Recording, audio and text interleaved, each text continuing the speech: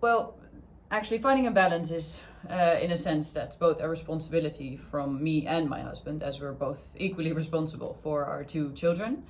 And what I've noticed, and that's mainly because of the supportive atmosphere within the partner group here in Amsterdam, but also within the wider OC network and the type of clients that we work for, that it's not so difficult as I had always thought it would be to find that right balance and find enough time, sufficient time for me to spend at work, but also within my family.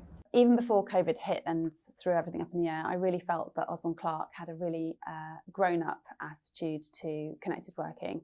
There's no sense of presenteeism in the office, and the fact that staff work across the offices really contributes to the fact that it's a very sort of flexible approach. You're inevitably going to have to make compromises and sacrifices if you are working a full-time job alongside trying to balance a family life. But I've always felt at Osborne Clarke that I've been able to make those choices on my own terms, and I've had support whenever I've needed it. And I really don't think that the choices and the balance that I've sought have had any adverse impact on my career progression here. And in fact, I think they've been positively encouraged. I was actually pregnant when I had my partnership interview, and either they didn't notice or they were too polite to say anything. I then went on mat leave 4 months after I was promoted, and after having my first daughter, COVID then hit and we went into lockdown.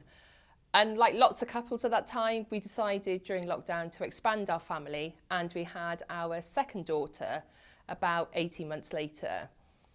So for me, the first 2.5 to 3 years of partnership was very disrupted, but in a good way, obviously. That said, it was nevertheless a very anxious time. I'd been building my career, I'd had the hard work recognised through my promotion, and then very soon afterwards, I was stepping back from that, which was really difficult.